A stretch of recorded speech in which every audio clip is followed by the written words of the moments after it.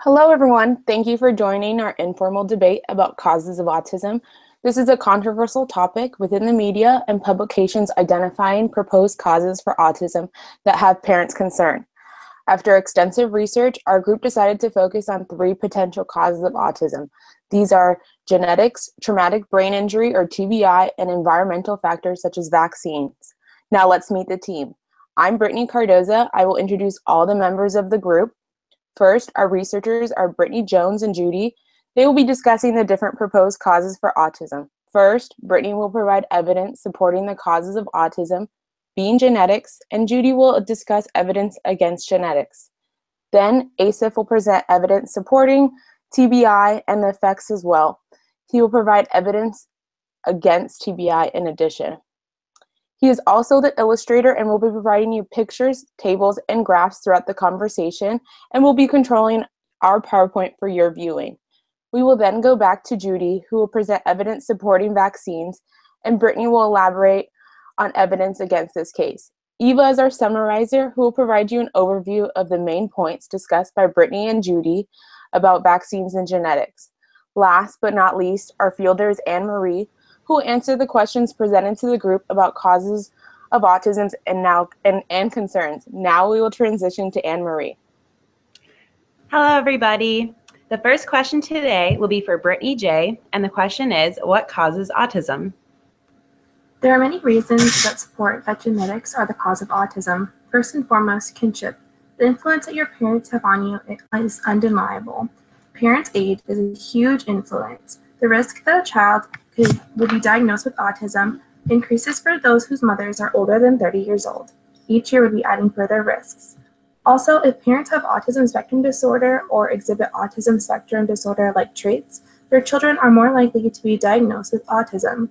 It is found that if there is any family history of autism-like characteristics like social deficits, language abnormalities, or psychiatric disorders, has also led to other individuals in the family being diagnosed with autism. Research shows strong evidence that correlates genetics and autism. When an individual has autism, the likelihood that their sibling will be diagnosed with autism as well is significantly higher than the rest of the population. The sibling recurrent risk is estimated to be 2 to 14%. There's been many studies conducted on twins that have autism. Identical twins are 70 to 90% more likely to be both diagnosed with autism if one is diagnosed. While if one paternal twin is diagnosed with autism, there is a 6 to 35% chance that they will both be diagnosed. Many people who are diagnosed with autism have other diagnoses. Approximately 5% of those who are diagnosed with autism are diagnosed with another single gene disorder or chromosome disorder. The most common disorders that are linked to autism are Rett syndrome and Fragile X syndrome. Currently, there is not one single gene that is caused to found autism. However, researchers have narrowed it down to a possible 10 to 15 different chromosomes that, if had mutations, could lead to the individual having autism. Key genes interact with other genes through postsynaptic pathways. The research that has been conducted shows that pathways are very important to the pathophysiology of autism. There are many similarities between maternal race and ethnicity of individuals in their being diagnosed with autism. There is an increased risk of being diagnosed with autism if those mothers were foreign-born of Africa, South America, Central America, the Filipinos, and Vietnamese, as well as those mothers who were born in the United States of America but were of African American or Hispanic descent, compared to those who are white. It is found that children with autism exhibit more severe emotional outbursts as well as impaired expressive language if their mothers were U.S.-born African American or Hispanic, African, South American, Central American. Autism spectrum disorder rates are higher for African Americans and Hispanic children. Thank you, Brittany. Judy, can you add anything about genetics? Genetics alone do not account for all the cases of autism. With an increasing prevalence of autism research, there's been generated interest in the potential involvement of toxins in our environment. For example, prenatal exposure to chemicals, thalidomide and valproic acid has been linked to an increased risk of autism. It is important to understand that the study of environmental risk factors includes much more than the exposure to chemicals. Scientists use the term environmental to refer to influences other than changes in genes of the DNA.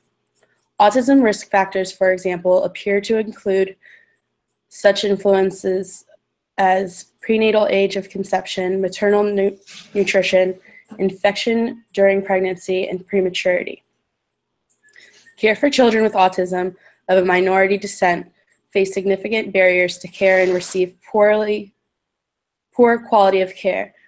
Often there are no services at all to their communities. Research on differences in autism diagnosis show that Black, Hispanic, and other children of non-white ethnicities were less likely to be identified as having autism than white children. Another study showed that poorer health care access to and quality of care for Hispanic children compared to those of children with ASD. Thank you, Judy. Thank you. Thank you, Judy. Eva, can you continue on talking about genetics? Thank you. So I just wanted to start off with how there are many different evidence and studies based on identical twins, fraternal twins, and other autism-related disorders. And I wanted to touch base upon what Brittany mentioned earlier, how the identical twin studies say if one twin had autism, then it is 70 to 90% more likely for the other twin sibling to have autism versus, or also a fraternal twin, say if one had autism, then the other has a 6 to 35% chance of autism. Versus just a sibling having autism, the other sibling would have a 2 to 14% chance of having autism.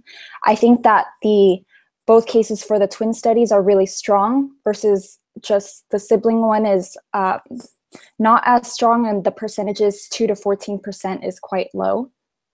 So I don't think this is sufficient information to say that genetics does cause autism at this time. Although the research with genetics continues, it is still not clear as to if genetics is solely the cause of autism. According to A.J. Russo's Autism Etiology, Genes and the Environment Journal, he explains that epigenetics is the relationship between the genes and the environment. So what he means is that both genetics and environmental factors go hand in hand. For example, the environment can enable mutations within the genes. Stronger evidence that he mentioned within his findings stated that genetic errors with chromosomes 2, 7, 5, 13, 16, and 17 can include delays in language development, behavioral symptoms with autism, obsessive compulsive disorder, and can also affect the growth and maturation of the brain. So going back to what he was saying about the environmental factors, this is where the EPA comes in, and they state that air pollution, an environmental factor, contains many hazardous chemicals known to affect neurological function and to have effects upon the fetus. Diesel, lead, manganese, and nickel all had a positive correlation with autism, with maternal air pollution during the perinatal period. And this research was done by the Nurses' Health Study too. Since there were limitations to the Nurses' Health Study too, researchers were unable to identify which hazardous chemical was more severe and which was less severe. So with that, this is great information to know, but because they weren't able to get to the core of what actually caused autism, it's still kind of hard to say what does. So in conclusion, research still does not show that genetics is the cause of autism. At this point, it could be a combination of different environmental factors along with genetics as well. So currently, there's not one single gene that is found to cause autism. Research still continues today to try to find a more concrete answer as to what may cause autism. And this concludes my summary for the genetics portion. Thanks, Eva. This next question will go to Asif. What else can cause autism? Hello, everyone. In regards to the environmental factors, I'd like to discuss the risk associated with damage incurred during sensitive periods of development. Now, sensitive periods of development are defined as critical periods where organisms are very sensitive to stimuli in the environment, which leads to long-term development. That being said, damage incurred during these sensitive periods are very hard to reverse once these sensitive periods have closed. It is common knowledge that autism spectrum disorder is usually diagnosed between the ages of 2 to 6, according to the Centers for Disease Control and Prevention. These ages are also associated with major sensitive and critical periods of development, which we will go over in more detail later on. A lot of the times I'm going to go ahead and point you to a research article, a 2014 study called The Cerebellum, Sensitive Periods and Autism, which is by Wang, Cloth, and Badura. This article references different risk factors as well that is associated with autism, including the high risk factor of identical twins and the somewhat lower risk for fraternal twins, which was a notion that was brought up by Brittany already to support genetics as a cause. However, there is also substantial research exploring perinatal factors, which suggests environmental triggers as well. Generally speaking, the most environmental risk factors that are associated with things like being born to parents that are older or emigrating pregnant, they don't have very high risk factors, something between 2 and 7. When you compare this to something like having a fraternal twin who does not have autism or who has autism, that risk factor goes up to 10, while having an identical twin with autism pushes the risk factor up to 50. Damage to the cerebellum at birth, however, is an environmental factor which it's comparable to both of these things, puts you at a risk of up to 40. Typically, children who have damage to the cerebellum at birth will have high scores on screenings like the MCHAT and the Vineland inventory, and they will usually have a risk ratio of nearly 40. Just to kind of put this into perspective, if you're a smoker, that puts your risk factor of having lung cancer up by maybe 20 to 40%. So it's comparable to that degree. Now, this implicates cerebellar damage to autism to a degree that is even comparable to those with an identical twin with autism. Now, later in life, different sensitive periods open up. A second window of vulnerability opens up after birth. I'm just going to take a peek real quick. Developmental psychologists refer to this stage as, of course, a sensory motor stage. Now, I'm going to go ahead and refer to a study conducted in a Romanian orphanage conducted by Rutter and Smike that suggests that long-term social deprivation in this period leads to social deficits that are comparable to autism. Now, this can be reversed if these children are basically saved from these conditions and given a proper home. However, it has to be within these sensitive periods. If they are saved later in life, as these sensitive periods have closed, it's much more difficult to reverse these kinds of damages. Now, these social deficits, once again, are comparable to autism.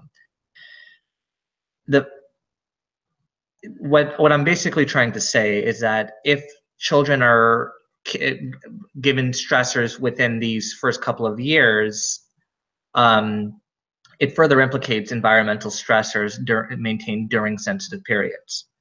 Now, just to take another look at this age right here is associated with the diagnosis for autism, typically 2 to 3. And then, of course, later on in life is when we have kids who are diagnosed with higher functioning autism, or as we used to know it, Asperger's.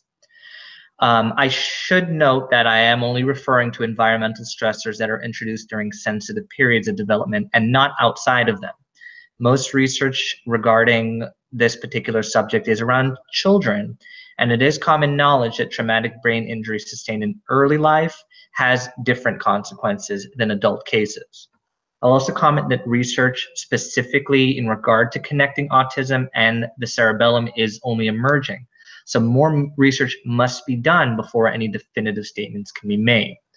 Nonetheless, the prospect of finding a specific side of the brain that can be implicated in autism is an important one, as physical treatments, which currently don't exist, may be developed as a result.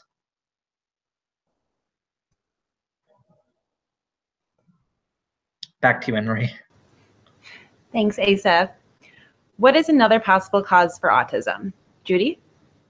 Scientists have been considering vaccines as a cause of autism and conducted research on ASD since 1908.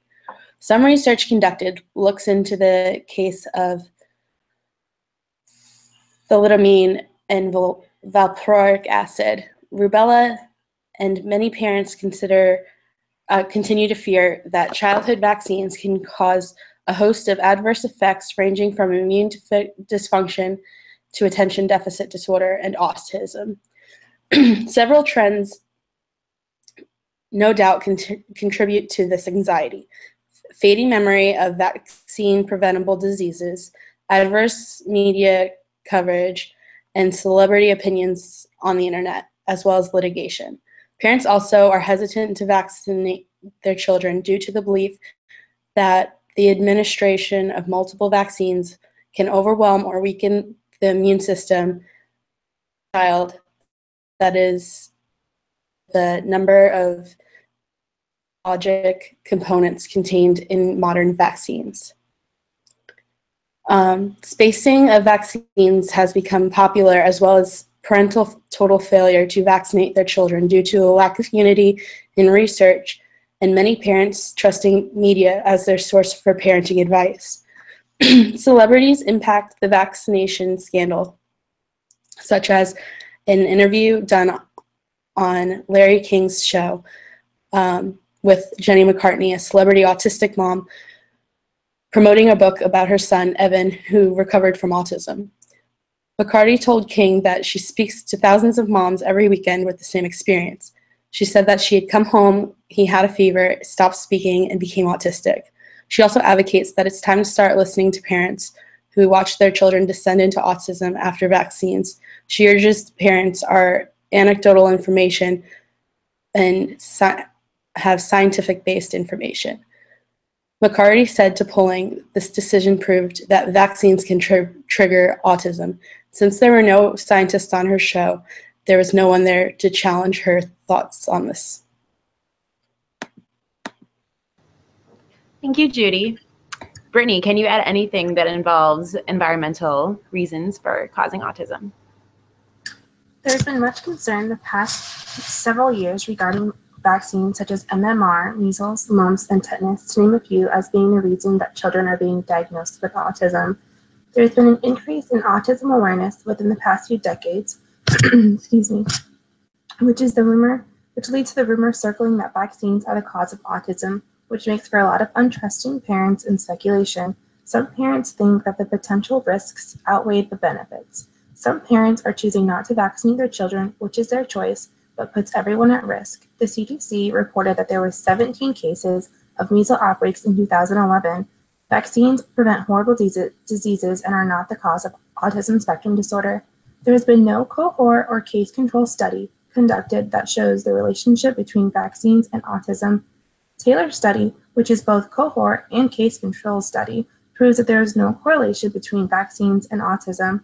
There are 1,256,407 children in 5 cohort studies and 9,920 children in 5 case control studies. The cohort data suggests that there was no relation between vaccines and autism. As far as the case control studies, there was no evidence that the children were at higher risk for being diagnosed if vaccinated. The components of vaccines or having multiple vaccines are not associated with the development of autism spectrum disorder. The Lancet study was conducted in 1998.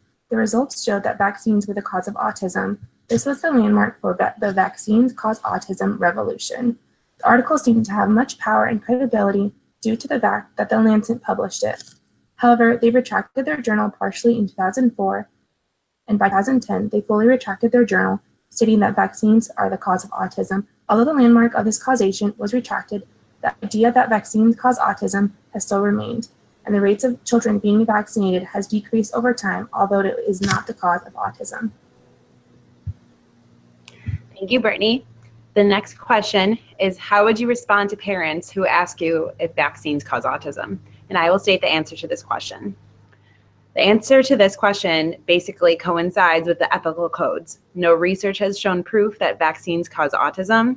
100%. there's been no proof. Each family has their own opinions on the subject of vaccinations, whether they have an effect on the child's development and diagnosis. More research is needed on this subject. Eva? Thanks, Annemarie. Yes, I can agree with Annemarie on this one. According to these vaccine studies, the situation with vaccines right now is very controversial and does raise an ethical dilemma flag depending on the situation due to whether vaccinations are beneficial or not.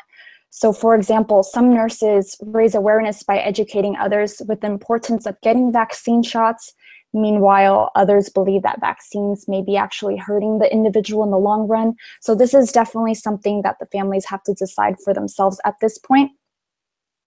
Touching base with the 1998 Lancet study, to talk about it a little bit more. The study included a gastroenterologist doctor, along with colleagues that studied the correlation amongst autism, irritable bowel disease, and vaccines for measles, mumps, and rubella. Within the case, there were 12 children that reported strange bowel symptoms, and they all had behavioral and developmental problems. Out of these 12 children, 9 of them were diagnosed with autism. And also within the 9 autistic children, 6 of the cases already had speculations from either the parents or the doctors that the onset of autism symptoms had to do with the vaccinations. And these were just speculations. And because the 1998 Lancet study was so small, it was a small sample size, the CDC and National Institutes of Health concluded that there was not enough scientific evidence to say that vaccines did cause autism. And so after the 1998 Lancet study, researchers, epidemiologists, they were really intrigued to try to figure out more information and do more research. And so the epidemiologists in the US compared immunization records with autism from statistics that they retrieved from the California Department of Health. The evidence they retrieved there showed that there were 44 cases of autism per 100,000 live births in 1980, in comparison to 208 cases per 100,000 live births in 1994. So when you look at these numbers, you can see that there was a spike in 1994 with the cases of autism. Although autism did seem to rise, there was a decrease in vaccinations in 1994. And so investigators concluded that there was no relationship that existed between vaccines and autism. So right now, just like genetics, vaccines still do not have enough evidence to prove that they cause autism. It is very difficult to say that either genetics or vaccines solely cause autism. But another avenue we can consider is it could possibly be a combination of various factors. Factors that could contribute include vaccines, genetics, environmental factors, etc. And unfortunately, having no answer to what causes autism can be really frustrating to some families, but these different variations in the answers of autism can only encourage the professionals and families to continue to contrive situations for those that are diagnosed with autism to succeed. And now back to Annemarie. She will tell us more about the Code of Ethics. Thank you, Eva. The final question of the debate is, as a behavior analyst, are you qualified to talk about what causes autism, why or why not? So what you need to think about while answering this question is the BACB Code of Ethics. One of the main codes would be reliance on scientific knowledge. As we stated before, the top known theories of what causes autism are not proven in research. It would be unethical as a behavior analyst to give false information on the subject. If a behavior analyst is giving reasons of what causes autism to families, it is unethical because those reasons are opinions since they are not proven through research. The ethical codes also state that behavior analysts must continue to maintain competence through professional development. This means that they must keep up with new knowledge and current scientific research. By doing so, they are able to continue their coursework and they go to workshops in order to receive any new scientific information that has to do with autism and behavior analysis. This being said, in the future, when there is further research on proof what causes autism is when we can talk about the topic. Until then, we have no ethical obligation to do so. Avoiding false or deceptive statements is another ethical code to abide by. It is stated that behavior analysts do not make public statements that are false, deceptive, misleading, exaggerated, or fraudulent. If a behavior analyst is publicly stating their opinions as facts, it is unethical, and families and clients should not rely on this knowledge. The last ethical code to discuss would be integrity. It is our job in the field of applied behavior analysis to be truthful and honest. This includes not answering questions to what we are not ethically able to respond to with an answer. Behavior analysts always are open to hearing thoughts, concerns, or opinions from families, although it is unethical to discuss reasonings or causes behind a diagnosis when there is no research that supports proof. And this concludes our debate. Thank you.